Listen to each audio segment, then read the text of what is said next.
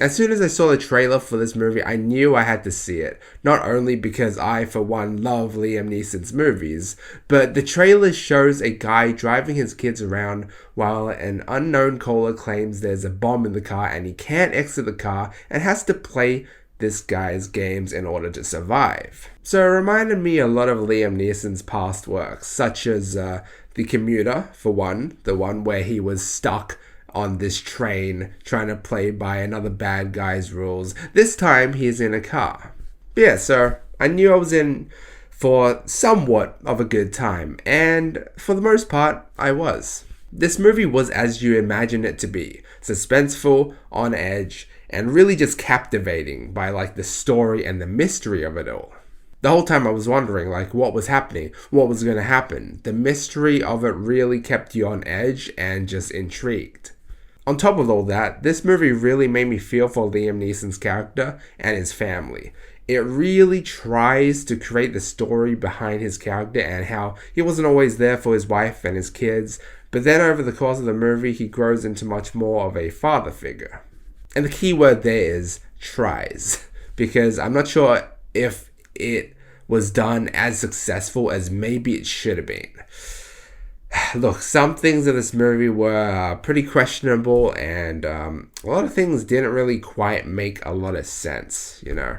But I mean, I'm used to these type of movies, just of Liam Neeson, so I just decided to roll with it and not ask too many questions. So because of that, like I said, I ended up having a decent time with it. But with these kind of mystery thrillers, a lot of how I ultimately feel about it rests on the conclusion and the unraveling. And I gotta say, that part wasn't all that impressive. It's one of those where, like, during all of it, while watching, you have a great time, but then after the big reveal, you're just like, oh, that's it? Ultimately, Retribution was just a good watch to pass the time. Nothing to write home about. But while I did feel like the end reveal was the weak point and the movie also ended too abruptly for my liking, I was overall satisfied, I must say. The story of it had two aspects. The one relating to Neeson's character's family and like also a work quarrel that I didn't really care about. So yeah, like the story was nothing too special, especially the work quarreling part. So yeah, that in turn made the ending not that good in my opinion. It's just something that I didn't really care about too deeply. But the family aspect I actually did. If they kind of made that make more sense and maybe make the finale relate more to that, then I'd be way more happy. But then again, apparently this was based off of another film, a Spanish film called El Desolando. I can't remember, but it was in the title credits of this movie that it was based off of another movie. So yeah, that's very interesting. But I've never seen that film, obviously. Like I'm pretty sure a lot of the people who came to watch this film, so I can't really comment on that one. But I just think that's something interesting to point out. I'm going to give Retribution a B. So this movie,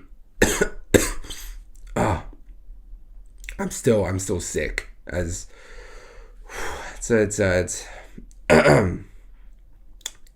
oh fuck. Whoa. Yeah, I got sick again. Yeah, how does that happen? Twice in a row? Like, what? 2 times in 2 weeks?